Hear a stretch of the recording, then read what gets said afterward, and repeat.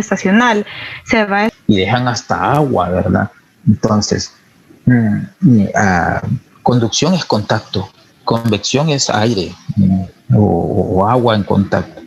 Radiación es infrarrojos, rayos infrarrojos, y evaporación es respiración, sudoración, las 4 formas de pérdida de calor. La hipotermia mata de 36.5 a 37.5, conocer los tipos de pérdida de calor. La hipotermia genera acidosis metabólica, eso produce aumento del lactato, al final conlleva inclusive la muerte del bebé. De ahí vamos a hablar un poquito déjenme ver que tengo aquí, ya vi esta de la vida, vamos a quitar. Displasia broncopulmonar. La displasia broncopulmonar no es más que una enfermedad pulmonar crónica, así se le llama, como consecuencia de la inmadurez del pulmón del bebé y el uso de oxígeno. Factores de riesgo va a ser la prematurez, el oxígeno, las maniobras de ventilación, es decir, no es lo mismo un niño que lo tengo con oxígeno a un bebé que lo tengo ventilado con una máquina. Lo importante es los niños menores de 32 semanas. Algunos libros definen como displasia broncopulmonar, que es un término antiguo, y se llama enfermedad pulmonar crónica, como aquellos niños que son oxígeno dependientes después de los 28 días de nacido, ¿sí? Antes se decían 32, hoy se bajaron a 28 días de nacido.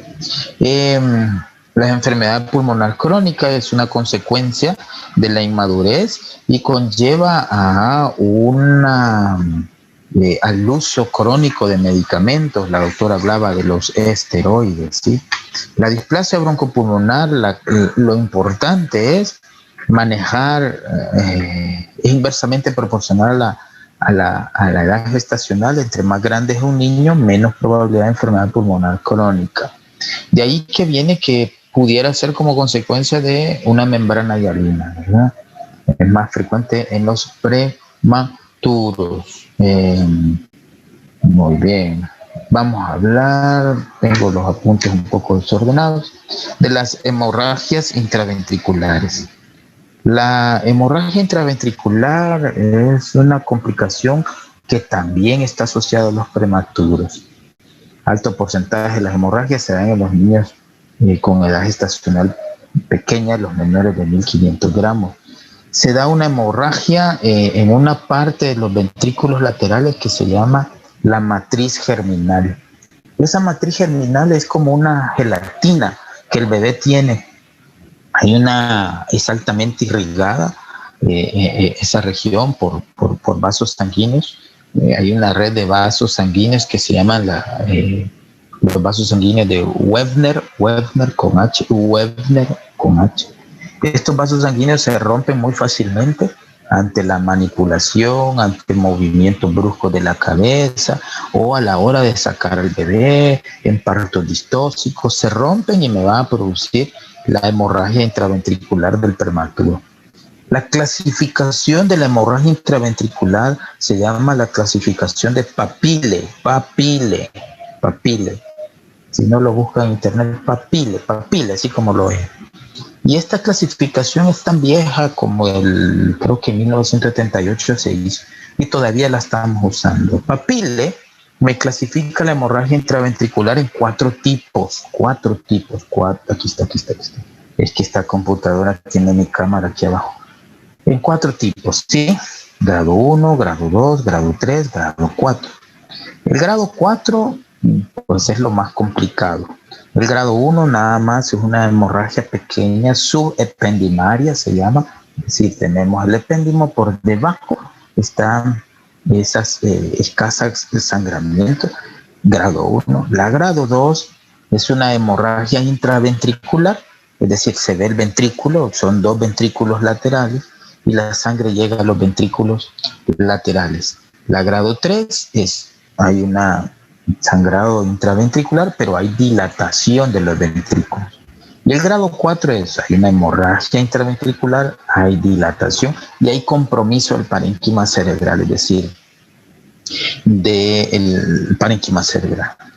La complicación más temida y más grave de una hemorragia intraventricular es la hidrocefalia. Sí, estos niños terminan con válvula de derivación ventriculoperitoneal. A veces son muy prematuros, extremos, y que se debe colocar la válvula. La válvula de derivación es un tubo que va desde la cabeza hacia el abdomen, y este debe de colocarse cuando el bebé tenga 2 kilos de peso. Y ahí llegan al Bloom bien cabezones esos niños, pero grandotes, y algún día voy a tener la oportunidad de llevarme a alguien ahí para que vea el tipo de paciente que llega, pero es como consecuencia del nacimiento, ¿sí? La clasificación de papile, hemorragias intraventriculares, hidrocefalia, derivación ventriculoperitoneal. Importante es la atención gentil del prematuro, ¿sí? Explicarle a los padres cuando les damos un prematuro del cuidado que tiene que tener la cabeza. Allá afuera en el campo hacen las famosas chupadas, que le chupan la mollera, y lo que sangra es, ¿qué es lo que va a sangrar? La matriz germinal. Eso va a sangrar cuando le chupan la mollera, la matriz germinal, y eso va a condicionar una hemorragia intraventricular, que eso ya implica una cruz para toda la familia, y andar con ese bebé con múltiples atenciones. Eso es en cuanto a la hemorragia de la matriz de la matriz general de la hemorragia intraventricular. Los vasos sanguíneos de Webner, como que dijera, ahí lo buscan, Webner, con HV, Webner. Asfixia perinatal. La asfixia perinatal es una condición del nacimiento como consecuencia de la falta de oxígeno al niño, ¿sí? Múltiples causas de asfixia perinatal, desde que el cordón umbilical estaba enrollado en el cuello, desde que se tuvo prolapso del cordón umbilical antes de nacer, desde que se le montaron a la mamá y le hicieron una maniobra de cristal modificada o el famoso chinito y se le pararon encima para sacar al niño, desde etcétera, etcétera, etcétera. Eso condiciona a que el bebé tenga poco oxígeno al nacimiento y no haga una transición adecuada. El no haber oxígeno en el bebé implica en daños neurológicos, inclusive permanentes, ¿sí? El daño neurológico de ese niño se llama encefalopatía hipóxico-isquémica, ¿sí? La encefalopatía hipóxico-isquémica es la ausencia de oxígeno a los diferentes órganos. Ahí va a haber falla renal, ahí va a haber daño neurológico, convulsiones, ahí va a haber alteraciones cerebrales a nivel de la hipófisis, hipotálamo. Entonces todo eso es encefalopatía hipóxico-isquémica. La asfixia perinatal es una condición del parto, ¿sí? La condición, pueden haber condiciones preparto, en el parto y posparto. Antes lo que se utilizaba muy frecuentemente eran los fórceps y hacían que sangraban los niños y entraban en asfixia. Los gringos establecieron 3 criterios al nacimiento. El primero, un Apgar menor de 3, fíjate, Apgar menor de 3 a los 5 minutos, o sea que ese niño está grave, ¿sí? Un Apgar menor de 3 a los 5 minutos, un pH sanguíneo del bebé menor a 7.0, ¿sí? Y la presencia de encefalopatía hipóxico-isquémica. Estas 3 condiciones pueden provocar una demanda, ¿verdad? Si tiene esto. Claro, hay asfixias leves, moderadas y severas. Las asfixias leves son aquellas en donde el Apgar está por debajo de 7, ¿sí? La importancia del Apgar es ver la vitalidad del bebé y cómo el bebé hace su transición desde la vida intrauterina a la vida extrauterina. Si yo tengo un Apgar menos de 7, eso es una asfixia leve. Solo que muchos le llaman depresión neonatal, pero es un grado de asfixia. Asfixia es no oxígeno, ¿sí? Hay hallazgos clínicos que se observan en el bebé asfixiado, como es la hipotonía, la disminución del tono, la ausencia de reflejos primitivos, la ausencia de reflejos osteotendinosos, alteración del estado de conciencia, tendencia a la letargia o al sopor. ¿Qué más? Bueno, la clasificación, como dijo la doctora, de la encefalopatía hipóxico-isquémica se llama la clasificación de Sarnat y Sarnat. La doctora lo mencionó, ahí lo dijo ahí. Y qué bien que lo dijo, porque tenemos que conocer esos detalles como médico general que vamos a hacer, ¿sí? La clasificación de Sarnat y Sarnat. Ok. En donde hay hay diferentes estadios de la encefalopatía hipóxico-isquémica de Sarnat y Sarnat. Lo dijo Juliana, ¿verdad? Muy bien. Luego vino Alejandro, ¿sí?, que nos habló de la prematurez, múltiples condiciones que nos van a llevar a una prematurez, factores de riesgo, madres jóvenes, adolescentes, madres con un nivel de escolaridad bajo, madres con partos múltiples, madres con defectos anatómicos del útero, úteros bicornes, incompetencias cervicales, ruptura prematura de membranas, etcétera, traumas, etcétera, etcétera. La prematurez, entre más pequeño sea un bebé en edad gestacional, más grave es la condición.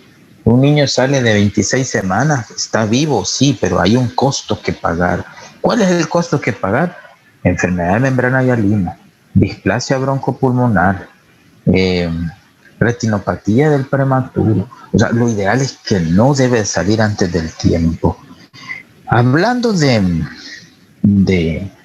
prematurez, que tiene múltiples complicaciones, la hipotermia inclusive, vamos a hablar de la enfermedad de membrana hialina. La enfermedad de membrana hialina se debe a la ausencia de factor surfactante, ¿sí? El factor surfactante es producido por el neumocito tipo 2. Son unas células especiales a nivel del alvéolo, que es la que usted y yo y todos nosotros producimos. En el prematuro, como no se ha formado, como está inmaduro, no hay neumocitos tipo 2. Entonces, al no haber neumocitos tipo 2, no hay factor surfactante. El factor surfactante, ¿qué es lo que hace? Es permitir que el alvéolo se abra y evitar el colapso. Y si no se abre el alvéolo, no entra el oxígeno. Y si no entra el oxígeno, no va a haber oxigenación. El factor surfactante está constituido por proteínas, por fosfolípidos, pero el principal componente del factor surfactante se llama dipalmitoil fosfatidilcolina, así se llama, creo que lo habrás oído, ¿verdad, Alejandro? El dipalmitoil fosfatidilcolina, que es importante cuantificarlo a veces con otro fosfolípido que es la fingomielina. Y eso hace un índice, esa relación, si es más de 2, difícilmente que vaya a haber una membrana hialina. El no tener surfactante hace que se genere un pulmón rígido, un pulmón colapsado. Entonces el niño entra en hipoxemia, desatura, hay que irlo a intubar, yo le tengo que poner una máquina y que la máquina tiene que estar con parámetros ventilatorios bien altos. ¿Cuál es el tratamiento? Surfactante, exógeno, ¿sí? Hay surfactantes exógenos de cerdo, hay surfactante exógeno de ganado vacuno, bovino, qué sé yo, pero hay, ¿sí? Entonces se coloca el agente surfactante y hay varias estrategias. La estrategia profiláctica es aquel niño que es prematuro sin decir nada, se le pone el surfactante, no más nace de 27 semanas, viene el de 27 semanas, meto el laringoscopio y dejo ir el surfactante. Ese es un tratamiento profiláctico. La terapia de surfactante de rescate es aquel surfactante que se coloca en las primeras 2 horas de vida. Es decir, nació el bebé y yo hice unas cosas y qué sé yo, se me fue el tiempo y es en las primeras 2 horas de vida, ¿sí? Es el de rescate, tratamiento con agente surfactante de rescate, primeras 2 horas de vida. preventivo al nacer, no más nace, ¿sí? Y la terapia o el tratamiento específico con agente surfactante va desde las 2 horas hasta los 3 días. Una de las características del agente de la enfermedad de membrana hialina es que es una enfermedad autolimitada, dicen los libros. ¿Cuánto dura la enfermedad de membrana hialina? 3 días, 72 horas. Muchos colegas lo preguntan como que es una pregunta así de cajón. Usted va a decir 72 horas. Entonces usted va a dar un tratamiento farmacológico ya de hecho, que va desde las 2 horas hasta las 72 horas. El de rescate va en las primeras 2 horas de vida y el preventivo va al nomás nace. Es lo primero que yo hago, colocar agente surfactante. El dipalmitoil-fosfatidilcolina, o a veces solo le llaman fosfatidilcolina. Agente surfactante. Bueno, como yo le voy a poner ventilación mecánica, eso va a aumentar el flujo sanguíneo cerebral y eso va a hacer que la irrigación por los vasos de Webner aumenten y va a sangrar la matriz germinal y nos va a dar una hemorragia intracraneana. Todo va unido. Luego el doctor habló del meconio. El meconio no es más que tragar pupú, ¿sí? Literal, ¿sí? Ese bebé hizo pupú y se tragó su propio pupú y se fue a las vías aéreas inferiores y va a provocar una neumonitis química, así se llama, neumonitis química. Ese pupú que se llama meconio se fue al pulmón y eso va a generar una inflamación. Por otro lado, va a generar, como bien lo dijo y lo explicó Alejandro, atelectasias. ¿Qué es una atelectasia? Colapsos pulmonares. Entonces yo no voy a poder oxigenar al bebé. También hace lo que le conocemos el fenómeno de efecto de válvula, es decir, entra el aire pero no sale, ¿sí? Y todo esto me va a llevar como consecuencia que el oxígeno no va a entrar en un meconio. A los meconios le llaman SAM, S-A-M. ¿Qué es? Es un SAM, le dice. Pero no es el SAM de ayer que nos dijo Ruth. ¿No está por aquí Ruth? No la veo. Como no, aquí está. El SAM de ayer, ¿se acuerdan qué era el SAM de ayer? ¿Alguien sabe? No me acuerdo la S, pero creo que es activación de macrófago. Cabal, muy bien. Darly fue, ¿verdad? Sí, doctor. Va, el SAM, Darly me pone atención y le puso atención a Ruth. El SAM de ayer fue el síndrome de activación del meconio, ¿va? Que es el síndrome homofagocítico, bien raro, y he visto varios. Pero igual dijimos que era cuando el macrófago se sale y va a la vía sanguínea, ¿va? Entonces el SAM de hoy es el síndrome de aspiración de meconio. El síndrome de aspiración de meconio va a provocar una hipoxemia refractaria. Oiga bien, no entra el oxígeno y no hay yo cómo poder oxigenar al cerebro y entonces y a todos los órganos. Y tengo que usar maniobras ventilatorias muy altas, ventiladores a una gran presión, oxígeno al 100%. Las dos complicaciones, quiero ver si me ven dónde estoy, aquí estoy. Las dos complicaciones que José nos dijo, importantes en un meconio, es síndrome de fuga aérea. El doctor dijo síndrome de escape aéreo o de algo así, pero nosotros le conocemos como síndrome de fuga aérea. El síndrome de fuga aérea es decir que el parénquima pulmonar se rompe y entra aire a la pleura, ¿sí? Y ahí tenemos el enfisema pulmonar, aquí está enfisema pulmonar, el neumotórax, tenemos el neumomediastino, ¿sí? Neumotórax, neumomediastino, enfisema pulmonar. Son los síndromes de fuga aérea más importantes. ¿Y por qué se rompió? Porque usé ventilador bien alto. ¿Y por qué usé ventilador bien alto? Porque hay mucho pupú allá adentro, que me tapa el alvéolo y no oxigena. Y la segunda complicación frecuente en los SAM, en los síndromes de aspiración de meconio, se llama hipertensión pulmonar, lo que bien dijo José Alejandro. Es decir, que la arteria pulmonar se cierra. Acuérdense que la pulmonar va desde el ventrículo derecho hacia el pulmón. Entonces se cierra y entonces no pasa la sangre hacia el pulmón y no oxigena. ¿Cómo yo puedo determinar que estoy ante un síndrome de aspiración de meconio que me ha hecho una hipertensión pulmonar? Hombre, está desaturado, está saturando 80, 70, eso se llama hipertensión pulmonar. Son las dos complicaciones temidas de un síndrome de aspiración de meconio. Y a veces, cuando vemos líquido amniótico con meconio, eso puede ser grave. Aflíjase usted como médico general que va a ir a atender el parto.